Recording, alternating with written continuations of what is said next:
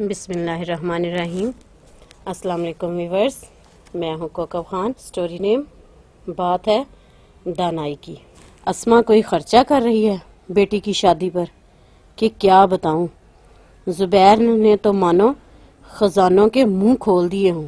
کپڑا، جوتے، زیور سب کچھ ڈیزائن والوں سے بنوایا ہے۔ خالی 60,000 کا تو میک اپ ہی کروائے گی اپنی ردا۔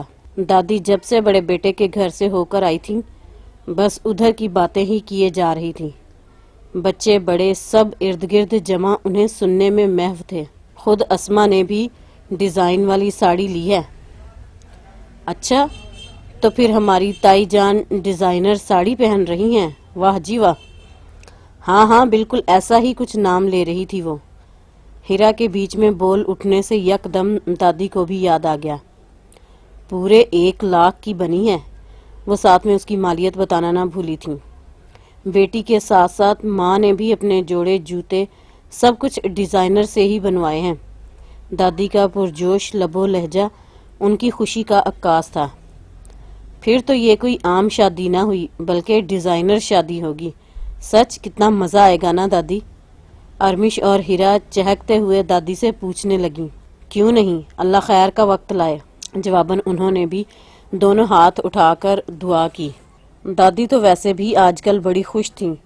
آخر کو ان کی دونوں پوتیوں ردا اور ارمش کی شادیاں آگے پیچھے ہونی طے پائی تھیں۔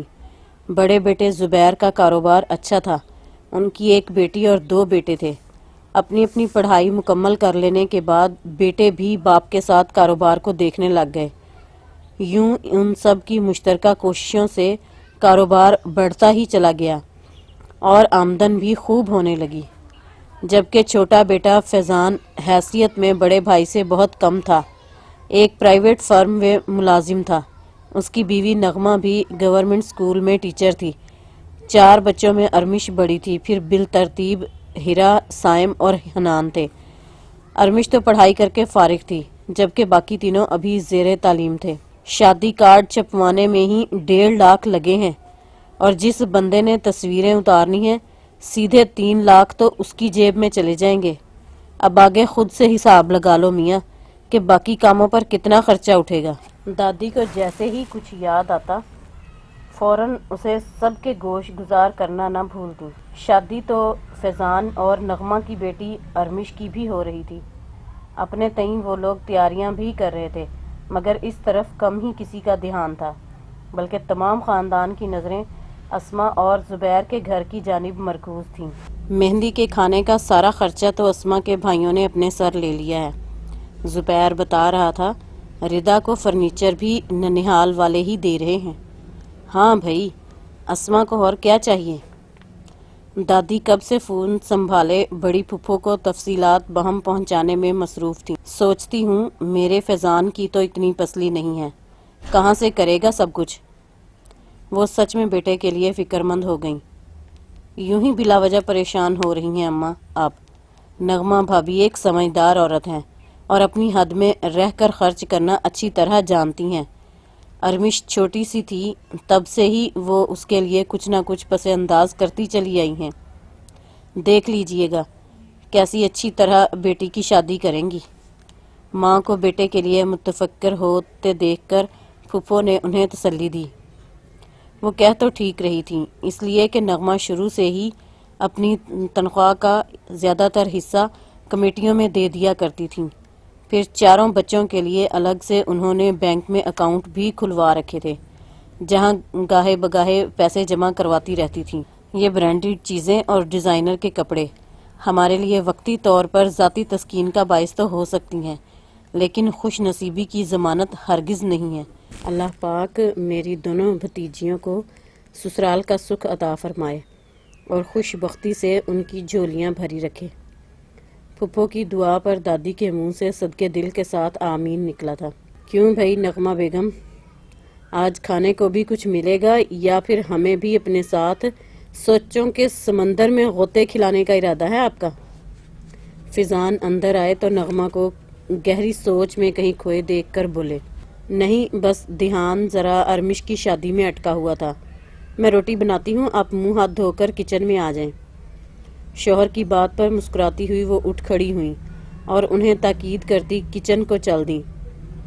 نغمہ، تم ارمش کی شادی کے اخراجات کو لے کر پریشان ہونا؟ بیوی کے چہرے پر پھیلے تفکرات ان سے نہ چھپ پائے تو پوچھنے ان کے پیچھے ہی چلے آئے۔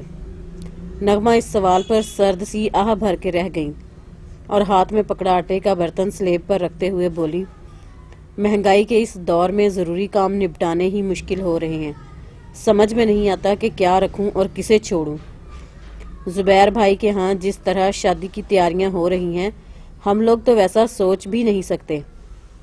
بالآخر انہوں نے دل کی بات کر ہی دی، جسے سن کر فیضان کچھ پل کو خاموش ہو گئے اور پھر بولے، وہ لوگ اپنی حیثیت کے مطابق سب کچھ کر رہے ہیں، مگر میں بھی چاہوں تو آفس سے لون لے کر دوستوں سے ادھار پکڑ کر زبیر بھائی سے بھی بڑھ چڑھ کر سکتا ہوں، لیکن دنیا سے واہ واہ کروانے کے لیے اپنی محنت کی جمع پونجی اڑانے کے حق میں بالکل بھی نہیں ہوں۔ ارمش کی شادی پر سب کچھ لٹا کر میں دوسرے بچوں کے ساتھ ناانصافی نہیں کر سکتا۔ 100% متفق ہوں آپ سے، لیکن کچھ اپنا شوق ہوتا ہے اور کچھ دنیا داری بھی رکھنا پڑتی ہے۔ نغمہ دھیرے سے ہم کلام ہوئی، تمہارا جو دل چاہتا ہے ارمش کے لیے بنواؤ، اپنے اور بچوں کے کپڑے لے لو، پیسوں کی بالکل فکر مت کرنا، مگر خیال رہے کہ ہمیں اپنی حد میں رہ کر سب کچھ کرنا ہے۔ تم دیکھنا کس شان سے میں اپنی بیٹی کی شادی کروں گا، اس کے لیے مجھے صرف اور صرف تمہاری سپورٹ چاہیے۔ فیضان، مجھے آپ ہر موقع پر ہمیشہ اپنے ساتھ کھڑا پائیں گے۔ نم آنکھوں کے ساتھ نغمہ نے شوہر کے عزم پر اپنے تعاون کی مہر ثبت کر دی۔ ادھر بارات سے 1 ماہ پہلے ردا کی شادی کی تقریبات کا جو آغاز ہوا تو پھر تھمنے پر ہی نہ آیا۔ ڈھولکیاں، سنگیت، برائیڈل شاور، قوالی نائٹ، اپٹن، مایوں اور نکاح جیسے فنکشن، جن میں شروع میں خوشی خوشی شریک ہونے والے رشتہ داروں کا جوش و خروش بھی ماند پڑتا چلا گیا۔ سرد موسم میں رات گئے تک جاری رہنے والے ان فنکشنز نے انہیں اچھا خاصا بے حال کر دیا۔ کچھ تو باقاعدہ بیمار پڑ گئے، جبکہ کمر اور گھٹنوں کی تکلیف کے باعث خود دادی بھی مشکل 1-2 بار ہی جا پائیں۔ رہی سہی کسر شہر سے باہر فارم ہاؤس میں ہونے والی مہندی کی اس تقریب نے پوری کر دی، جہاں تک پہنچنے اور پھر رات گئے تک جاری رہنے والے اس فنکشن نے ہی سب کو اچھا خاصا تھکا کے رکھ دیا۔ وہ تو یہ شکر ہوا کہ اگلا روز آرام کا تھا، وگرنہ ان کی بارات میں شرکت مشکل ہو جاتی۔ رنگ و نور میں نہائے شہر کے مہنگے ترین مارکی میں اس وقت بارات کی تقریب جاری تھی۔ یہاں آج شہر کے امراء اور سیاست دانوں کی بھی کثیر تعداد مدعو تھی۔ بہترین میک اپ اور ڈھیر ساری جیولری کے ساتھ گولڈن لہنگے میں ردا بلا شبہ بہت ہی پیاری لگ رہی تھی۔ ہلکے آسمانی رنگ کی خوبصورت ساڑی زیب تن کیے اسما بھی غضب ڈھا رہی تھی۔ بارات آنے سے قبل انہیں اپنا فوٹو شوٹ مکمل کروانا تھا، لہٰذا وہ کم ہی مہمانوں سے مل پائیں۔ بھائی مان لیا، زبیر اور اسما بیٹی کو شہزادیوں کی طرح بیاہ رہے ہیں۔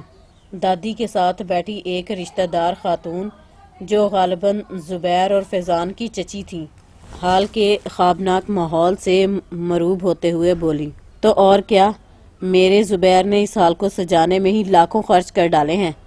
کہتا ہے اماں، اس دن کے لیے ہی تو کماتا ہے انسان۔ حال کا خرچہ بتا کر دادی نے چچی کی حیرت میں اضافہ کیا۔ بارات آنے کی دیر تھی کہ اتنا بڑا مارکی حال بھی کم پڑ گیا۔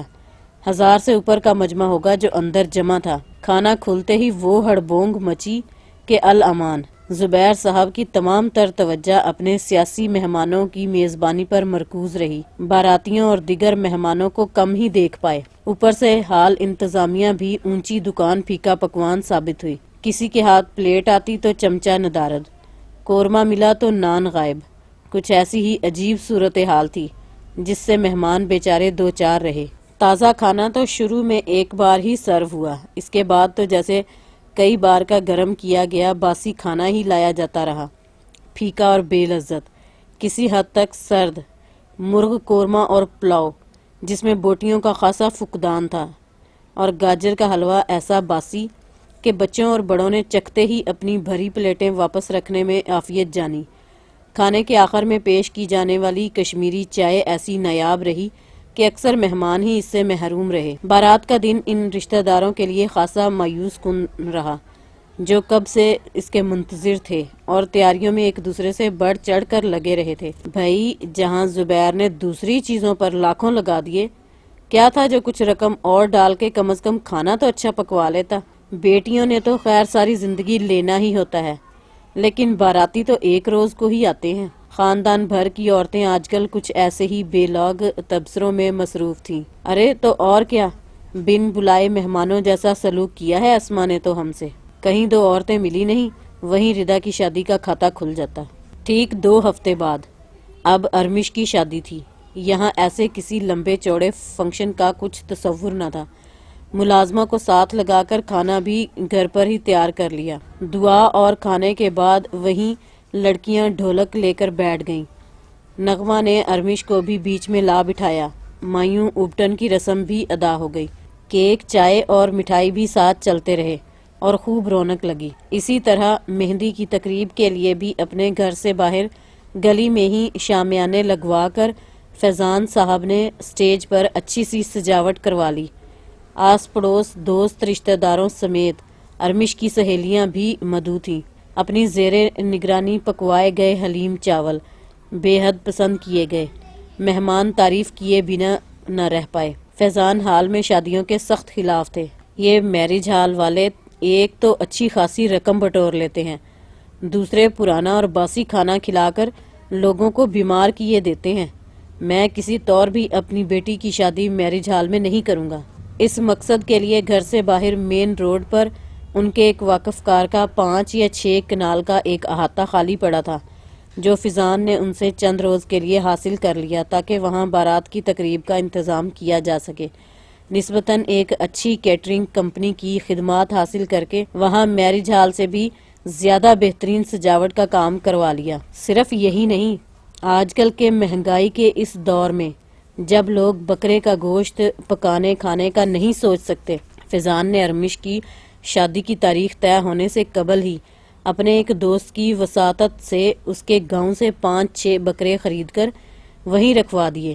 یہ بکرے انہیں نہایت سستے داموں مل گئے تھے، خالص خوراک سے جو تھوڑے ہی عرصے میں اچھے خاصے صحت مند ہو چکے تھے۔ دونوں طرف کے ملا کر کل 400-450 افراد کے لیے کھانا تیار کیا جانا تھا۔ اپنے چند دوستوں اور محلے کے کچھ لڑکوں کو ساتھ لگا کر فیضان نے ایک ٹیم بنا لی اور سب کو ذمہ داریاں بانٹ دیں۔ بیٹی کا کام تھا اس لیے سب باخوشی ساتھ ہو لیے۔ 2 دن کی بھاگ دوڑ تھی، لیکن سب کے مل کر کام کرنے سے کسی ایک پر بھی بوجھ نہیں پڑا تھا۔ ایک طرف نگرانی میں کھانا پک رہا تھا، کوئی مہمانوں کے بیٹھنے کی جگہ کا انتظام دیکھنے پر مامور تھا۔ عورتوں اور مردوں کے بیٹھنے کا انتظام علیحدہ ہی رکھا گیا۔ تصاویر اور ویڈیو بنانے والے فوٹوگرافر بھی پہنچ چکے تھے۔ یوں سب کے تعاون سے بارات آنے سے قبل تمام انتظامات مکمل تھے۔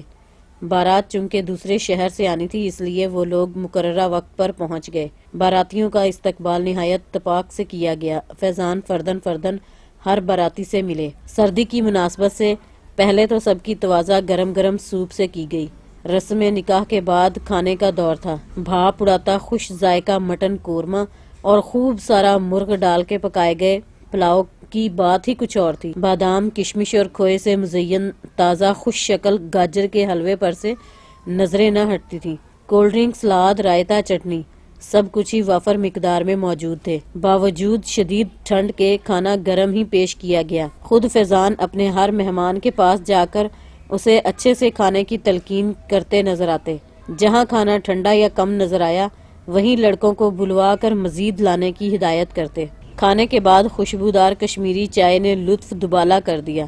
یہی نہیں، کھانے کے آخر میں انہوں نے پان کا بھی بندوبست کر رکھا تھا۔ اتنا اچھا اور لذیذ کھانا کھا کر سچ میں دل خوش ہو گیا۔ فیضان یار، اپنی بیٹی کی شادی پر تمہاری خدمات حاصل کرنے کا سوچ رہا ہوں۔ فیضان کے باس بھی ان کے انتظامات سے متاثر ہوئے بغیر نہ رہ پائے۔ ادھر نغمہ نے بھی خواتین والی طرف بہترین طریقے سے آداب میزبانی نبھائے کہ رشتہ دار خواتین کے ساتھ ساتھ ارمش کی سسرالی خواتین بھی دل ہی دل میں داد دیتی رہیں۔ سٹیج پر اس وقت دلہا دلہن کے ساتھ تصاویر بنوانے کا سلسلہ جاری تھا۔ میرون لہنگے میں ملبوس ارمش سچ مچ کوئی شہزادی لگ رہی تھی، جبکہ آف وائٹ کلا شیروانی میں طلحہ کے ساتھ دونوں کی جوڑی اتنی سج رہی تھی کہ نغمہ 2 بار ان کی نظر اتار چکی تھی۔ میرے پاس وہ الفاظ نہیں کہ جن سے آپ کا شکریہ ادا کروں، بوقت رخصت ارمش کے سسر فیضان صاحب سے ملتے ہوئے کہہ رہے تھے۔ بارات کی جس انداز سے میزبانی کر کے ہماری عزت افزائی کی ہے، میں تمام عمر آپ کا ممنون رہوں گا۔ شکریہ کی کوئی بات نہیں رضا صاحب، ہماری آپ کی تو آئندہ بھی انشاءاللہ ملاقات اب ہوتی رہے گی، مگر ان باراتیوں نے تو ایک بار ہی آنا ہوتا ہے، میرا یہ فرض بنتا تھا کہ انہیں اچھے سے پوچھوں۔ خلوص دل سے انہیں گلے لگا کر فیضان نے جواب دیا۔